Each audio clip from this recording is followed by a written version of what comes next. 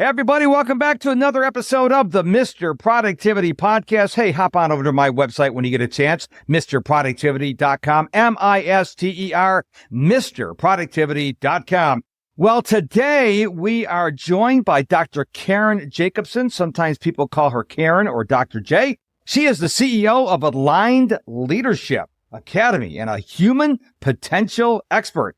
Dr. Jacobson specializes in cultivating high-performance teams and challenging leaders to maximize their potential, offering customized solutions to amplify human capital in the workplace.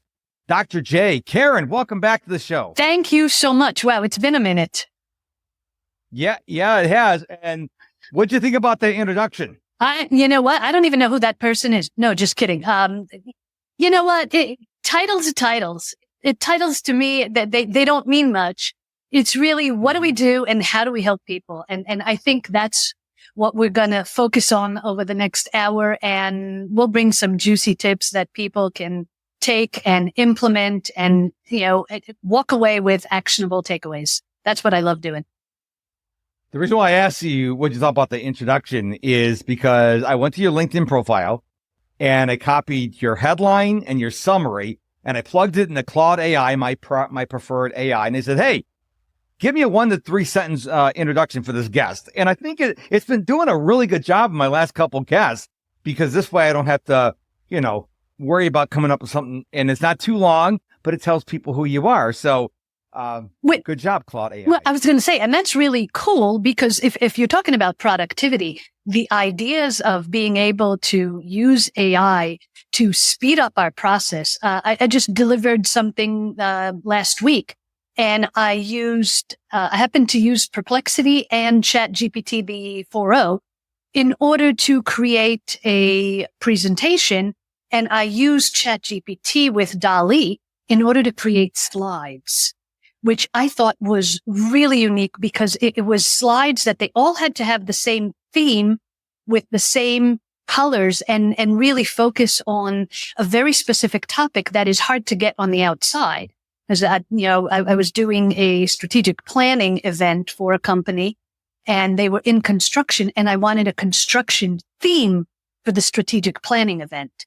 So it was cool. And yet, some of those slides I had to do 4 or 5 times because they couldn't spell. Well, AI also has a problem counting. So I will take, when we're done with this episode, more specifically, my wife will take the transcript and then she'll tell it to create a less than 280 character post for X when I post the video there.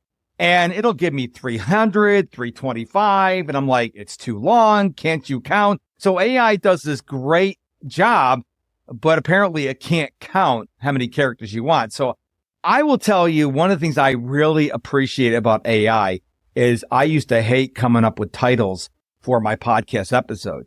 Now my wife takes the transcript, throws in the AI and says, it'll analyze the entire transcript and come up with a awesome title. So I don't know what the title's going to be, but I know AI is going to come up with a much better title than I could have. And here's the cool thing, because I'm sure you've probably had several programs that talked about AI and productivity and using it as a helper. It's not a replacement. It's not going to write my book. It's going to help me with certain ideas and maybe with a certain layout that I put myself into and use. But it really does shorten the process. Because if we think about, especially older generations, like we would do research, we'd have to go to the library. So it's like the card catalog. Yeah. And it's like, like, does mom have the car today that she can take me to the library so I can go to the librarian and have her pull out the Dewey Decimal System and find me the encyclopedias that I need? And I'm sitting there with all these books and doing the research. And you can ask the same question. You can ask Claude. You can ask Perplexity. You can ask ChatGPT. Whichever one you choose to use, they all have answers. Sometimes use 2 of them because they have different answers, but they'll pull resources if you ask them the right questions. And I think because I used to go to the library, both public library and school library, I think that's why I'm a book smeller. I love smelling physical books, whether they're brand new, that's got its own unique smell. And oh, you too. Awesome. Okay. So, I mean, book smellers are us. I love smelling books. Older books, you go in these old bookstores. Oh, it takes me back to the day. Yeah, I literally have back on that shelf a book from, I don't know if you mentioned that. I grew up overseas. I grew up in Israel, and I was there from age 6 to 21. And when I was 12, my mom had given me a book by a European author. It was called The Heart. And it was a book that she got when she was 12. Wow. And so do you remember when we were kids and they used to have like your notebooks, you had notebooks and you had these covers that you would put on notebooks so that they don't get torn? I have one of those covers that I covered the book with and still have it in there to protect it because wow. Let's just put it this way. My mom passed a couple of years ago at age 93. So just imagine how old that book is. That was given to her 80 years ago. Wow. Yeah. Wow. I think when it comes to return on investment, you can't beat books. I mean, imagine if like one of my favorite authors is Robin Sharma. He wrote the 5 a.m. Club. That's why I get up at 5 a.m. Imagine that if I got on a Zoom call with Robin and he read that book to me, it would be more than $20 I paid for it. So I think books are awesome, but here's the key to books. And I'd like to know if you agree with me or disagree. If you buy a book, you read a book, and you don't implement what you've learned, you've wasted your time and your money. Do you agree with that? Absolutely, but it depends on the book. Because there's going to be books, of course, that are there for our enjoyment. So that depends on what we're reading. If I'm using something to learn about a country and learn their customs and habits, and I'm going to go visit that country, I better implement that when I'm going to that country. And I better make sure that, I know how to shake hands. I know what hand gestures not to do. I know what to say, what not to say. But you know what? There's nothing wrong with reading a good mystery. I guess I should rephrase that and going forward and say, if you buy a nonfiction, like personal development book, and you read it and don't apply it, you waste your time and money. So thank you for the correction because it does make a difference. I love reading novels, but I read them because enjoyment. Yes. I'm not looking to get anything actionable out of it. Yeah. And the thing is that while you're doing that, depending on what you're reading, that's still going to enrich you. Because if you're reading, like I used to, growing up, I was the kid that would hide a flashlight under the blanket so that I can read after lights were out. And most of the time I did not get caught, but there were a few times. But the point was that I just devoured books. And one of the areas that I really loved was historical books. Knights of the Round Table and Ivanhoe and I mean, all of these stories. Now they taught history in them and I got knowledge from them, but there was just so much richness and so much joy in reading those books, which, funny years later carrying me now to what I do, whether it was writing a book or whether it's reading other books, being able to take and sometimes I say, I just walk in and a book will just jump at me. Like literally off the shelf, like Karen, buy me.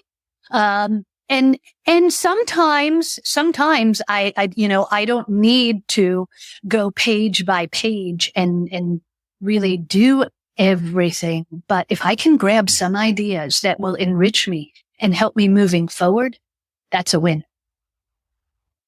It's ironic because you and I are polar opposites. I hated reading when I was a youngster. I hated reading through high school and college. It took me getting fired in 2005 because I realized coaches and courses and conferences were expensive, but I got to buy a book for $20. And so once I got fired, I became an avid reader. Now I have a non-negotiable. I read at least an hour every day, 7 days a week, no excuses. And I read, about half the time I read a print book. The other half the time is my Kindle. Like right now I'm reading a book. Well, I'm reading 2 books on my Kindle right now. One is called Good Energy because, like I said, I'm 59. It's all about longevity. It's about taking care of myself. And Good Energy is all about taking care of yourself.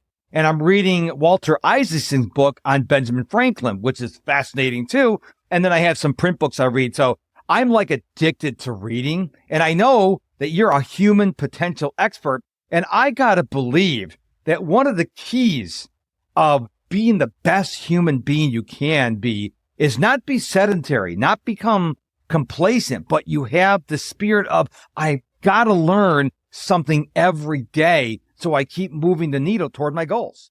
And what you're defining basically is growth mindset. And in order to be productive and really be able to advance. And here's an interesting thing, by the way. One of the companies that I'm working with their executive team, they were talking about progress the other day. And we're talking about people that might want to move up the ladder. And there's different ways to move up the ladder. You could work on your core skills and on your knowledge. And they happen to be a power company. And so they have people that are working as engineers on how to enhance their skill sets, better problem solving as engineers, but may not want to move into leadership position. Then there's that growth on the other side, which can be into the leadership and management. And for both, you really need to enrich yourself and be able to read both things. Now, the other aspect is if you're reading, the more you're reading, not only you're expanding your knowledge so that you can learn things, become more productive, but you're enriching your vocabulary. And what you're doing is you're stimulating your brain. And the aspect of stimulating your brain and building new neuronal pathways allows you to be able to enhance your productivity on a regular basis. You know, there's certain things, whether it's learning how to read or do speed reading, whether it's learning how to learn. And what I mean by that is if you're learning a new subject, a new topic, how do you become more productive and how do you learn to extract the things that you need from that book that you're talking about or from that course that you have? You know, do you have a system that will help your brain absorb and retain the information so that later on you can access it? Because the faster you can access, you become more productive. Let me ask you this. This is a question I've been tossing around for the last couple of years. Someone's weaknesses. Do you believe we should work on our weaknesses or do you think we should outsource them instead? Because I've talked to several people. I've asked several people this question. About half the people say work on them. Then the other people say, no, focus on your strengths and outsource the weaknesses. What say you? I say it depends.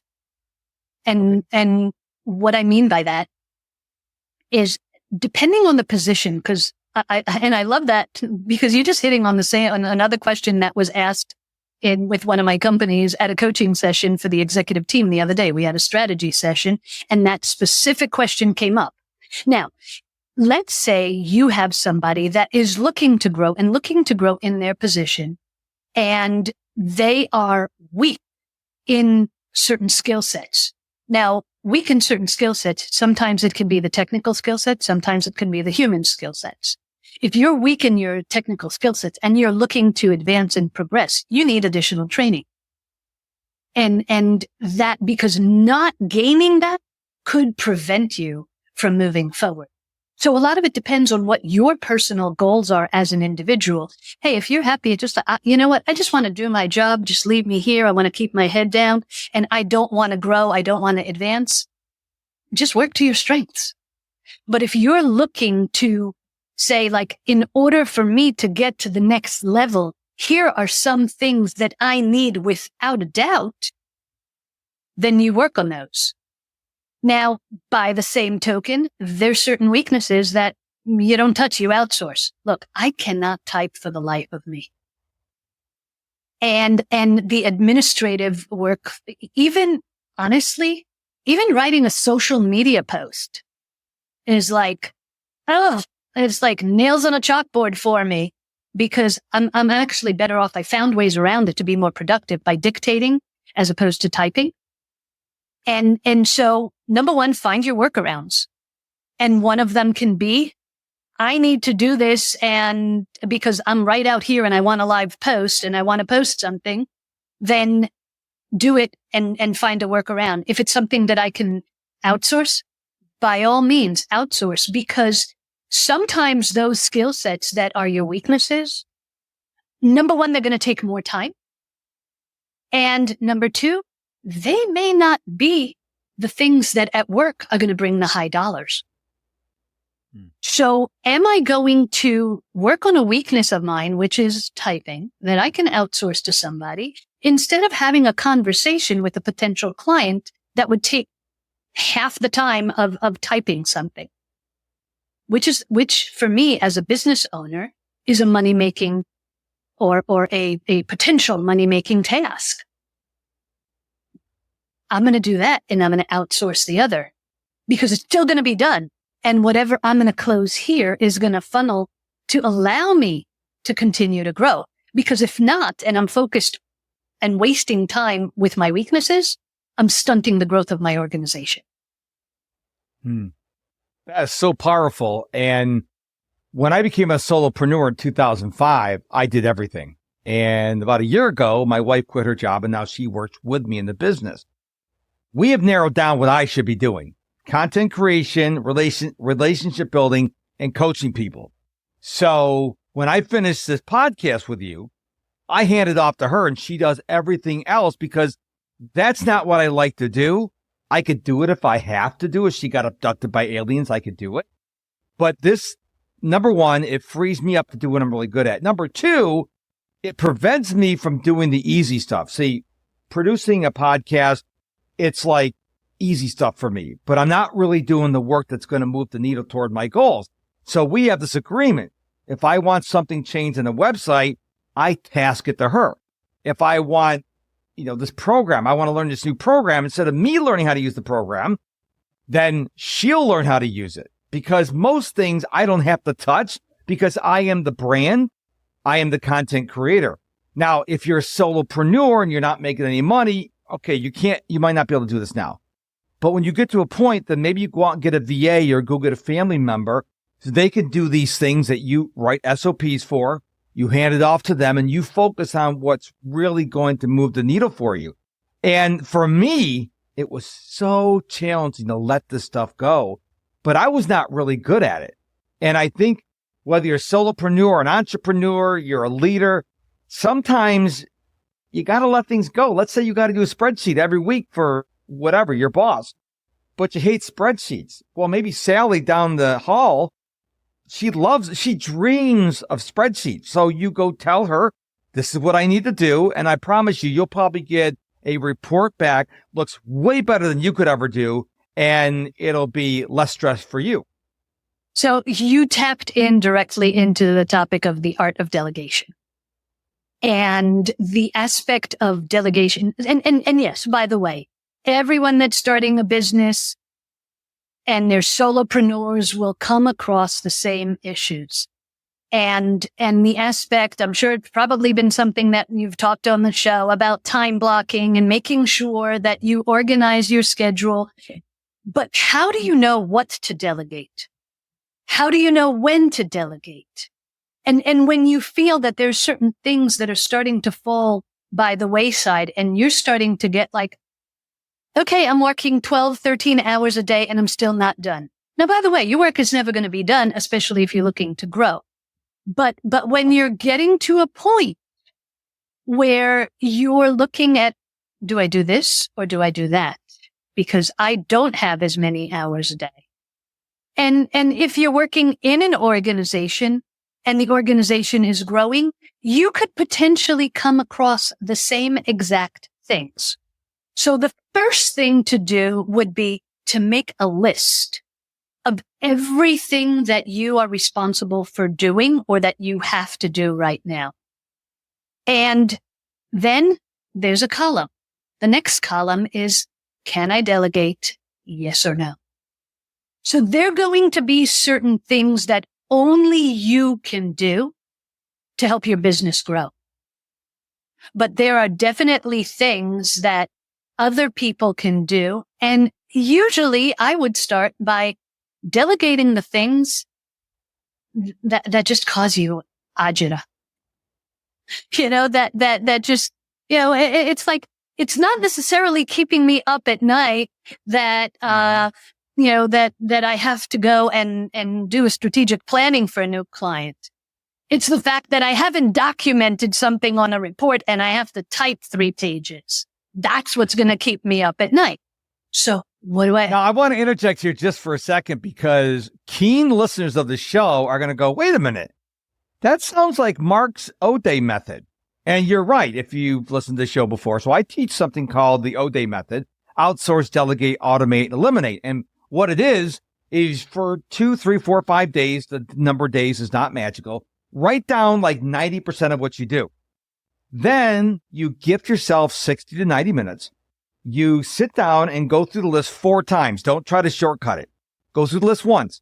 What of these things can I outsource? Go through it again. Which of these things can I delegate? Go through it again. Which of these things can be automated? It's 2024. You may be able to delegate a significant portion. And the last time you go through, what can be eliminated? Because a lot of people are doing things and they don't even know why.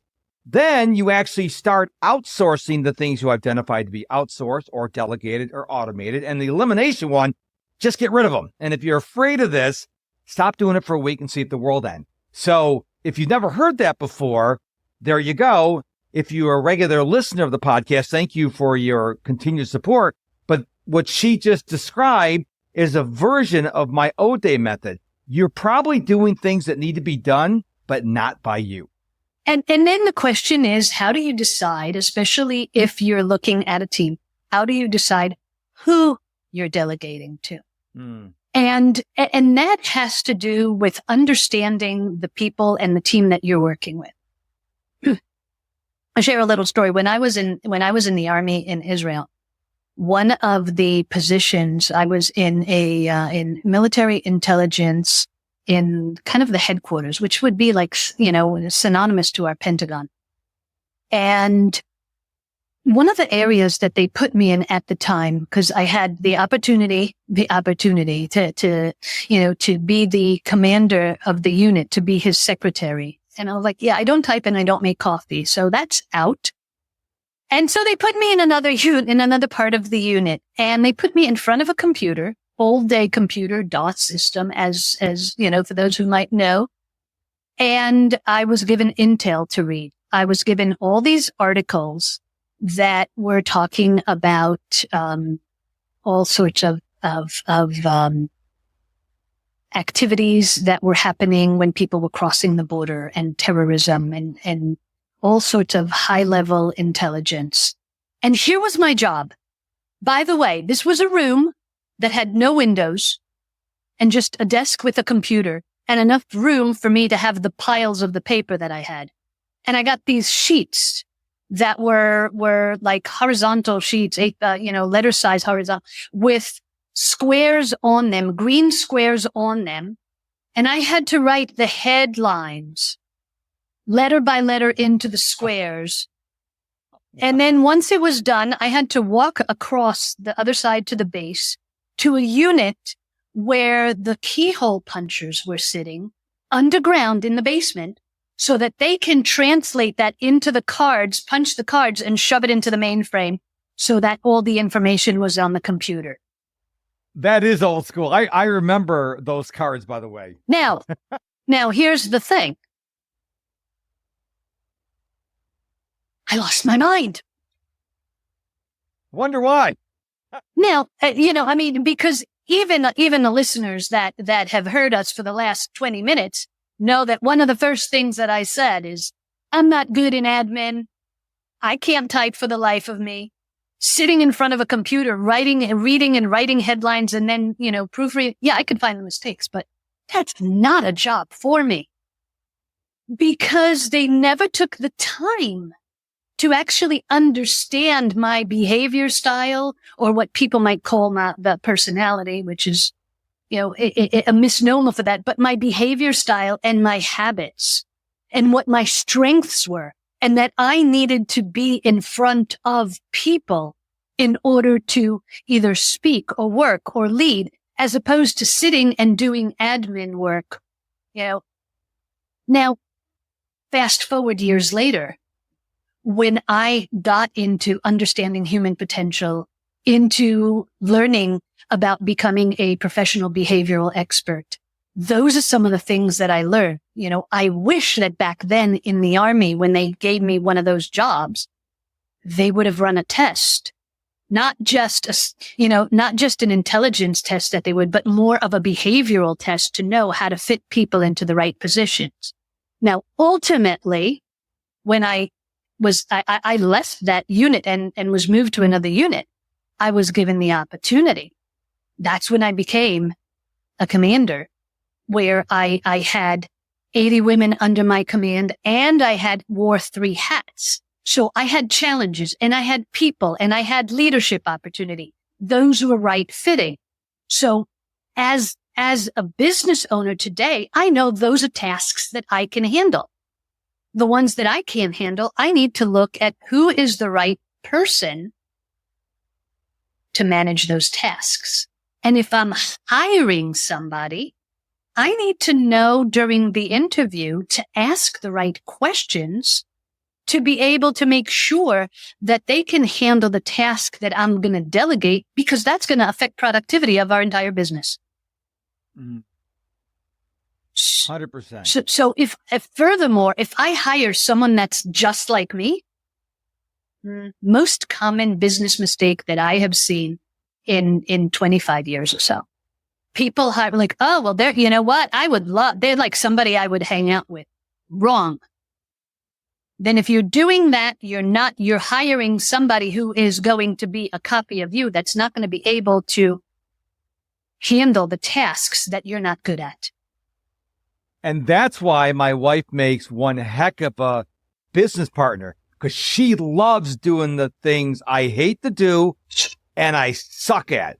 And so that's why she will write my newsletter. So I will write the newsletter, and she will take that very rough draft and make it look really nice. She does a great job on the podcast. All this stuff she does because she's very detail oriented, where I'm not. And what's ironic is before I was fired, if you told me I'd eventually be podcasting, be a professional speaker, I would have thought you were bananas. But now here I am, because I realized I tapped into my potential, which was being the front face of an organization, which is mine.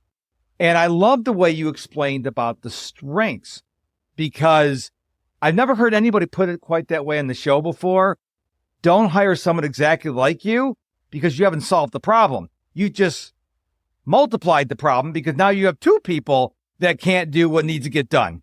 And I love how you said that, because people don't understand, if you don't like doing A and you hire yourself, now 2 people don't like doing A.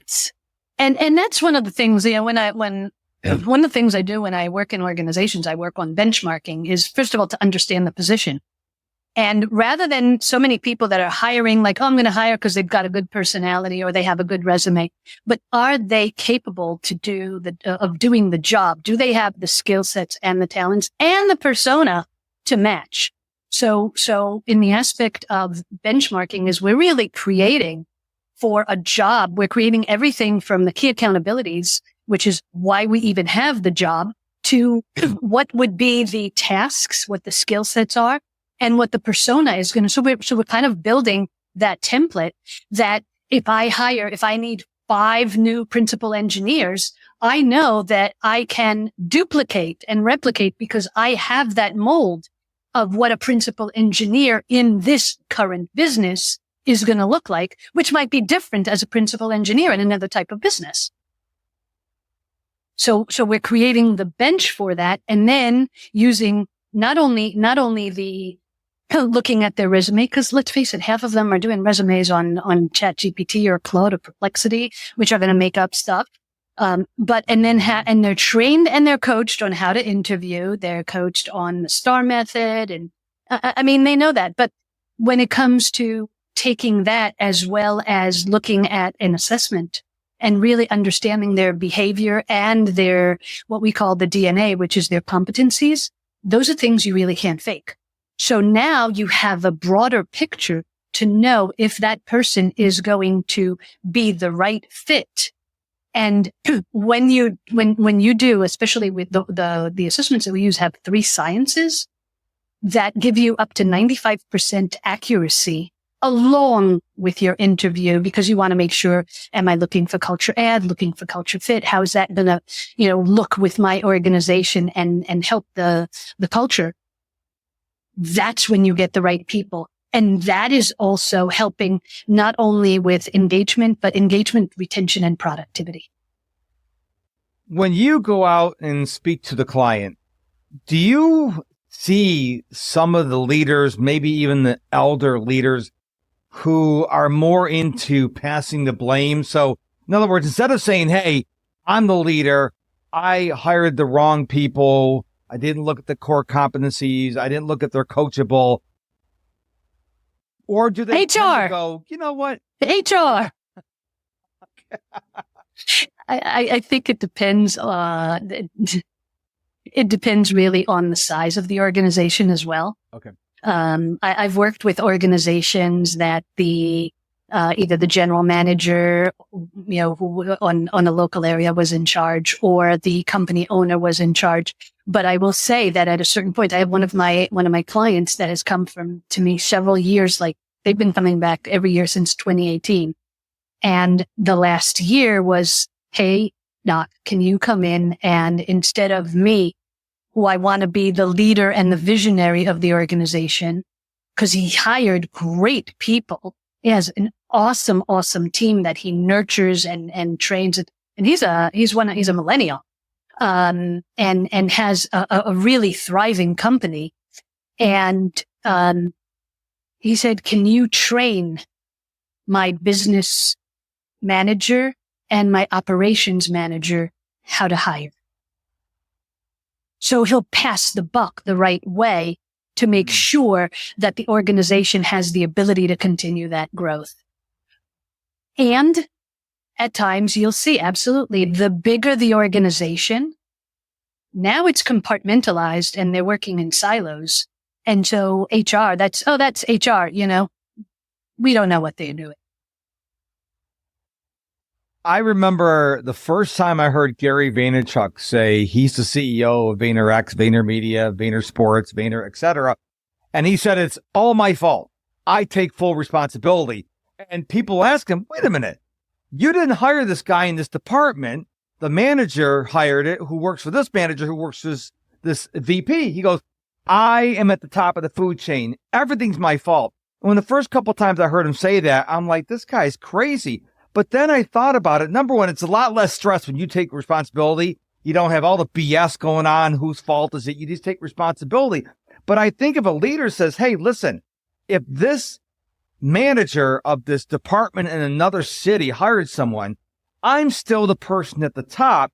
So I'm going to take responsibility. Now, that doesn't mean that the problem doesn't get solved. It just means, hey, the buck stops with me. And I know even today, some leaders, they're at the top, they're untouchable. So everyone beneath them takes all the bullets and they get all the praise. I think if you're going to be a leader, and correct me if you disagree, tell me if you disagree, I think you got to take all the bullets and you got to take all the praise. You can't just say, I'm not going to take the hits, but I'm going to take the praise. Do you agree with that, or am I off base? Yeah, it really depends. And that gets into a totally different topic. It's basically, what style of leadership do you possess?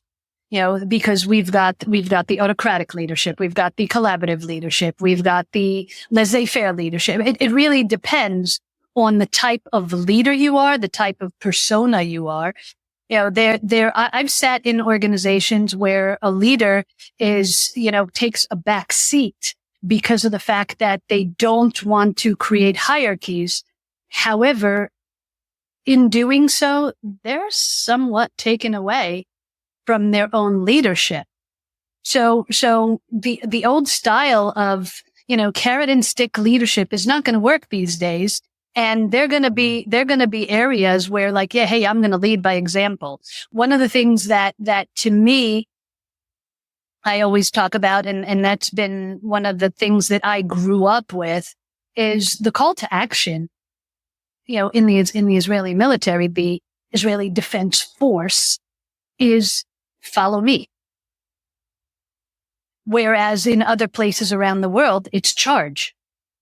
So follow me is saying, I am leading by example. Yes, I will take the heat if need be. And there's plenty of situations where that's happened. One of the most famous worldwide was in Tebe, where the commander was the one that was killed because he led everyone. So, when it's, especially if it's my company that I'm building, maybe today I'm a solopreneur and maybe 7 years from now, I have a team of 100. Hey, I'm responsible because I'm the one that started this. And I hired number 2.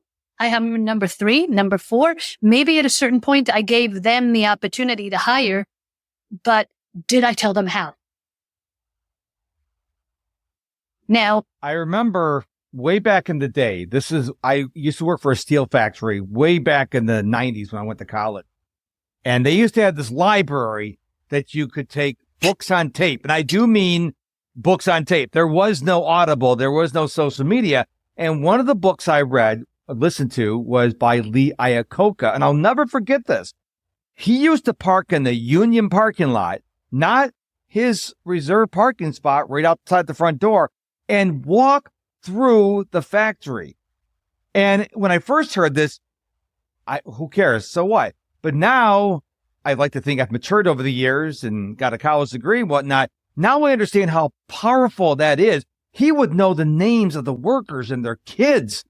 That's how you lead. He led from the front, but he didn't think he was better than anyone else. Now, you may not like Lee Iacocca, but that story, after all these years, resonates with me even today. And that is a perfect example of management by walking around.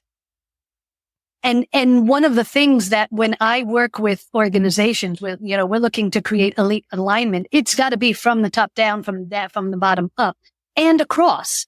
And so if you don't have that one-on-one interaction, if you don't know who those people are, you don't know your organization.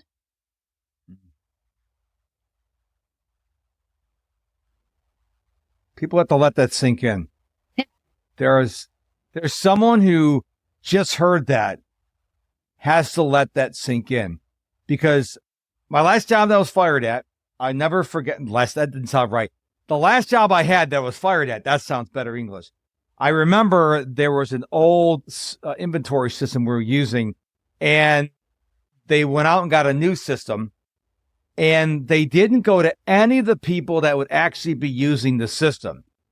They created a committee of all the senior executives who picked the software, and they said, here, we're going to send you a class for 1 hour to learn how to use it, and you better not mess it up.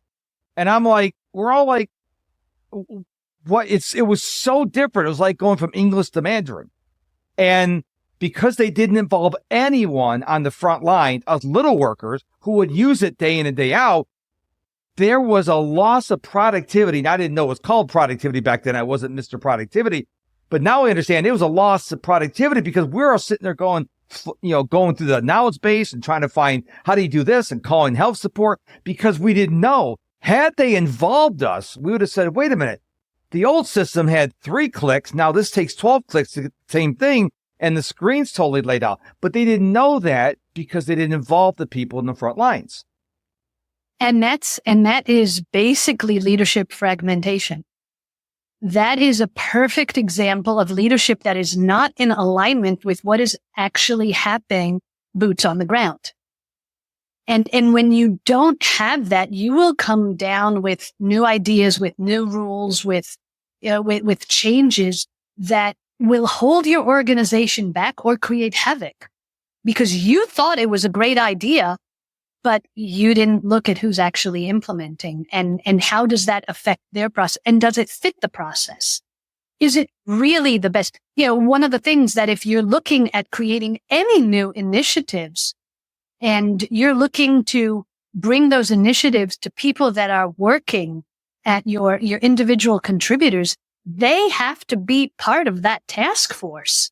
They have to be there because of the fact that they have the knowledge and the experience.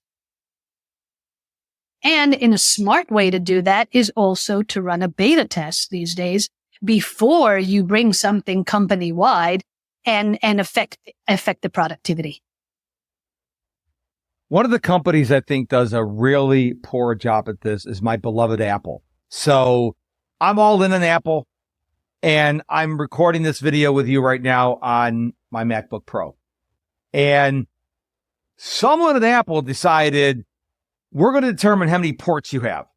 And the users say, we want like, say 5. They go, we'll give you 3.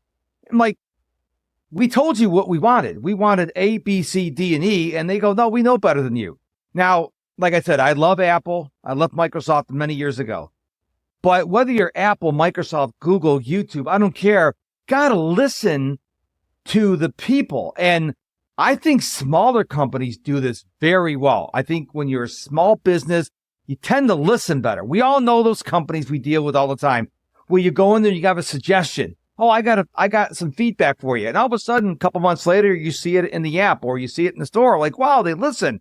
And then we also know those big companies where they have a feedback page and you're like, does anybody even read these? No. Things? Because they've lost touch because they're so far removed from their end users. So one of the organizations that I do, I'm part of a leadership development program for them, and they talk about in the finance arena, and they talk about everything that they do and all their initiatives. They have to understand the customer line of sight. So they've literally, with everything that they do, they create a hierarchy. If I'm an advisor, how many steps to go through until I reach the customer, and what conversations are we having along the way?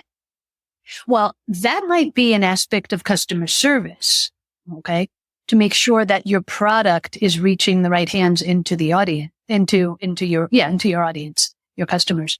But the same thing has to happen up and down within an organization. And that goes back to what you mentioned before about that leader who's sitting at the helm and sitting with the board of directors, and they're making decisions and, thinking, well, I'm puppeteering people. No, that does not work. Because if you're disconnected from your people, then you're disconnected from the culture. You're also going to eventually create more silos and more rifts within an organization. And the minute you tap into that, and the minute you tap into cultural issues, that becomes more of a toxic environment. Now, without a doubt, you're affecting productivity because people don't have the same level of ownership. They don't have the same level of care. And they don't really care if they do their job. Some of them just come in to check a box. Very true. And I appreciate you bringing up about the disconnect from people. I am big on LinkedIn, and I'm going through this massive project where I'm DMing like all my connections and building relationships. And I am shocked the number of people who say, I'm Dr. J's DM. And I'm just using an example. I'm like, why do you have a VA doing your DMs? You got like 2 clients, and they want to be bigger. They want to become this bigger juggernaut. And sometimes I'll reach out to this person. I'm just like, Gary Vaynerchuk still answers his own DMs. I think he's bigger than you. And what happens is they're disconnecting themselves. They're not even that big. They may only be like a couple steps ahead of their ideal client, but they're making it seem like I'm this really lofty influencer, this content creator, when in reality, they're only just a little bit ahead of them. And just that small gap, they're already disconnected from the people they're trying to attract. I mean, if I come to you and you have this persona like you're the next Apple or Microsoft, I'm like, no, you're not. I know you. You can't even pay your mortgage. You're not understanding. You're creating that disconnect. You want to draw people to you. You don't want to push people away because some people don't want to do business with big people. They want the little guy. Some people only patronize small businesses. And if you're a small business, but you're like, I got to be a big line of the business world, well, you may be losing a lot of business because you're disconnecting yourself. You're creating a gap that I believe is unnecessary. And I think this applies whether you're in the corporate world or you're building your own small business. And I would definitely agree when it comes, here's one of the things when it comes to productivity and social media. If I'm going to create some topics and I might create some posts or some idea of post and framework, and I give that and I outsource that to a VA here, get a graphic for this, jazz it up and then post it in different areas. But if there's personal messages, and even if I have somebody reviewing them, because let's face it, everyone is, how many people do you know today that are sending out, just doing keyword searches and sending you messages? Look, I've had people sending me message like, oh, well, your fitness company or your optometry office or talking about my chiropractic and how they can help me. And I'm like, if you've actually read my bio, you would know that 9 years ago, I've stepped away and made a career change. So you might be scraping for words. Those are things that an assistant can read and, do whatever. But by the same token, if you're going to get a personal message, then make sure you answer that. Build relationships. Hey, that's one of the reasons why you and I are back on a podcast again. Because I was like, hey, how many years has it been since we did the podcast? And I think it was like 2017 or 2018. And you were like, Karen, it's time for a new one. I'm a new guy now. I have a different podcast. Like, yeah, sure thing. And so business is developed and gained through relationships. And part of being, I know what people say, well, I don't have time to do. I'm going to call your on that, because if you have time to go and work somewhere, then you make the time to build and nurture the relationship with a company. One of the things that has helped in my business and my clients appreciate is I come in to be, have you heard the term, I'm of this world, not in it, which basically means I'm like you, but I'm coming from the outside. I've had companies that when I've done work with them and I've done like long-term projects, spent a year with them, I got like, hey, Karen, here is our company shirt. And they gave me, or they had different colors. So they made sure that they printed on and embroidered the company logo on purple so I can have it. And I will tell you, the day that I walked in to deliver a training for the senior leadership team and I'm wearing that golf shirt, they were like going nuts. And the thing is that's how you build your business. Like I said, outsource the small things that you're not good at, but create and develop those relationships with people, because that is what helps you become more productive. 100%. And I think when it comes to building relationships, patience is key. I admit I am not a very patient person. I know people who have the patience of Job. I do not. But I realize if I'm going to become successful monetarily or social media wise, whatever, I have to be patient, because you can't make a friend. We're not on the playground in school. Hey, Karen. Oh, you like this truck too? Let's be friends. That in the real world, it takes more than that. And I think a lot of people, they want to hurry things up. Like we all got those DMs where I'll send you a DM and they'll say, hey, John, thanks for being a connection with me on LinkedIn. I really appreciate it. I looked at your profile. Seems like you got a lot of things going on. You're really excited. So what is lighting you up right now? And then John will turn around and send me 6 links and Ernest Hemingway DM. That's not how you build a relationship. A relationship is first you go to my profile and go, oh, he's got this, this, and this, and we have a conversation. But people want to shortcut these relationships. They want to go from stranger to like, give me money as a client. Well, that doesn't work in the real world. Maybe if you're a drug dealer, it'll work. But for the rest of us, it takes a slow drip of, hey, Karen, how's it going? Oh, great. You on a vacation? How was vacation? Oh, Karen shared a picture of her on vacation. Wow, that's awesome. Then you build that relationship. You can't shortcut that stuff. Absolutely not. But here's an interesting thing. Isn't it true that you can meet people or connect with people where you just have that instant connection? Oh, 100%. Yeah.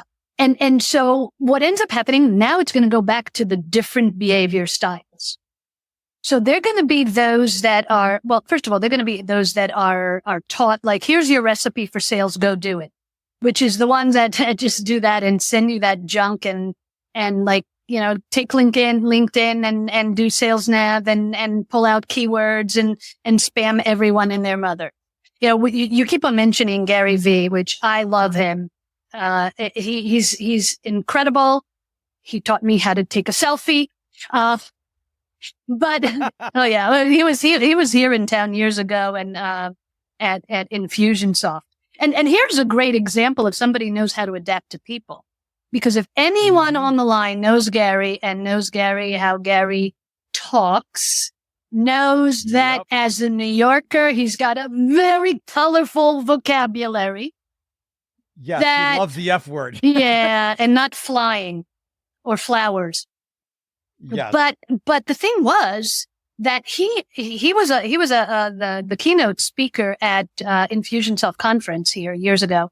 And they're a company, their background, they're 4 guys, five, I think, that are, from Utah originally, Mormon. They're, you know, and in order to respect them and what they stood for, he actually kind of gave an opening. He goes, for anyone here that knows me, you're not going to hear my, you know, specific language. And it might sound weird because you know where he's about to just boom, drop an F-bomb. And he doesn't. Mm-hmm. He doesn't.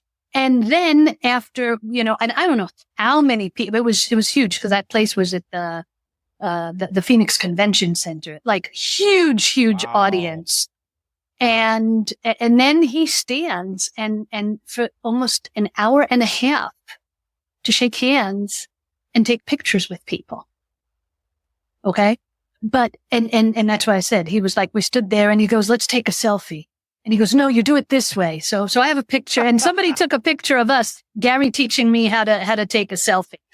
That's hysterical. I was awesome. You know, but before you go on, I got to tell you this one thing. I just saw a video today. We're recording this on August 19th to let the listener know that this didn't take too long to come out. I saw a video on his Instagram, on his TikTok, where at VCon, his little girl, she had been 7 or 8 years old, and she goes, I got a YouTube channel, but I don't know how to edit. And mom doesn't want to know how to edit. And he got down to her level and he says, sweetie, you learn how to do YouTube. You can learn to edit. I believe in you. And she just like, you know, she's brightened up and she gave Gary a hug because he went down to her level and says, you can figure this out. I believe in you. And I tell Gary, I don't care for his colorful language, but I believe in his authenticity. And I also believe in all these people. I'm not going to name these other big wigs. You know, we all know who they are. I could meet Gary at an airport, walk up to him and say hi, and he would not say, oh, excuse me, I'm Gary Vaynerchuk. Who are you, peasant? He loves everybody. Now, we all know those people where if you saw them in public, they like, are you a part of my $100,000 mastermind? Because if you're not, you don't get to come near me. Those people, I don't want to be associated with those people. And I told my wife, if I ever become that kind of a-hole, tell me to stop because I don't want to be that person. I want to be a clean-mouthed Gary Vaynerchuk where people feel like they can approach me because like my late mother used to say, you get more bees with what? Honey than you do with vinegar. So when you were talking about that connection, one of the things that Gary talks about is being of service. Because he talks in his book, Jab, Jab, Jab, Right Hook. It's about give before you ask. Mm-hmm. And that's about building that relationship. It's about how can I serve you? What do you need? If you're coming out with a book, you know, can I help share it and promote it and help you with your launch? Before you ask. And And that's the nature of any relationship. Even, it's like, let's build something before I hit you with like, hey, I love this one. I love this one. It's like, dear Dr. Karen, I've come across you and I think you're doing some great things. Let's collaborate. I.e., this is a message that came directly from somebody who's either promoting LinkedIn training or, website development or whatever it is that they're selling today. And you could see it because you see, what their title is. Let's collaborate. Like, that's not called collaborate. Let's be honest. What you're saying is, I want your business. I want you to buy from me. I don't know you from a hole in the wall. Yep. Oh my goodness. Which by the way, productivity wise, Mark, that is the biggest waste of their time. Yep. Biggest waste, because what they're doing, is alienating. And most of the time I just, hit delete, never answer. But every once in a while, I'll respond because there's something in that. I just got one that came from one of those assistants that read the DMs or send out email. And it was someone who hired me to speak in 2018 and did a great job for them. I've got video testimonial. And apparently they were the company owner and they're now working for someone and doing some type of sales.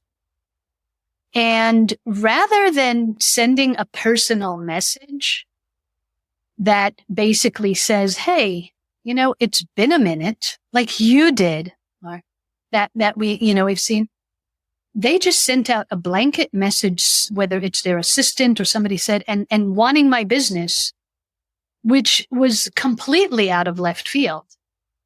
And I said very nicely, I said, great hearing from you and good luck and congratulations on the new job. By the way, in case you forgot, we actually know each other. We're not just a blind connection on LinkedIn because I spoke. You hired me to speak for your organization in 2018. Wow. Never heard back, but that's okay. Well, that's a good place to end up. And because you gave us a lot to think about on the show today, thank you for sharing that story and the story about Gary Vaynerchuk teaching you how to do a selfie. Before I ask you to tell us where people can find out more, folks, you got to watch the video. If you're listening on Audible, Audible, Apple Podcast, Spotify. Well, if you're on Spotify, you're probably watching the video. Karen's hysterical.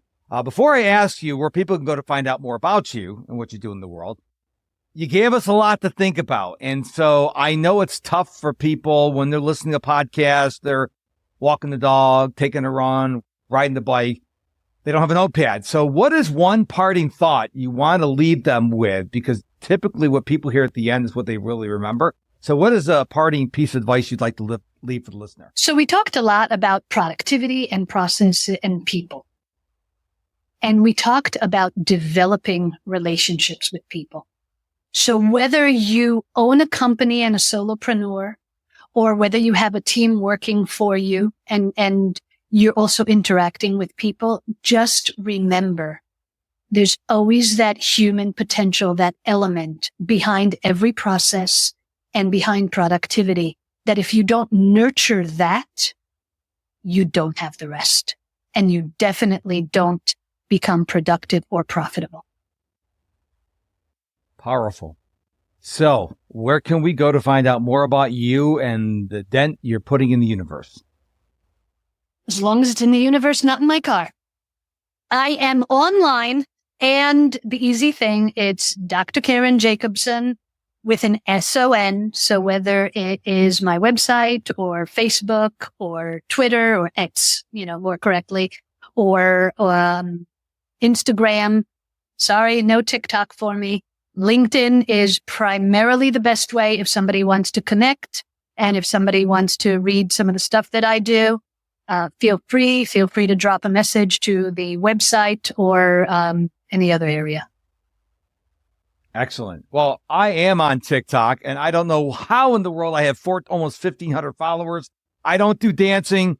I don't do trending sounds. I just go on there and share about productivity tips. Somehow I have almost 1,500 followers. I get comments. I get people saving my videos. I must be doing something right. Because the younger generation is not productive. They need to get my tips. So I'm very thankful that, LinkedIn, as slow as they are to adopting new features, LinkedIn is where it's at. But I try to spread my love everywhere. Karen, I appreciate you being on the show. Before you leave, dear listener, head on over to Karen's website. But when you get down there, head on over to my website, MrProductivity.com, MISTER, MrProductivity.com. Sign up for my free email newsletter. And guess what? You can even get a free call with me. It's all at MrProductivity.com. We'll be back with a new episode real soon. But before then, always remember, stay productive, but stay positive.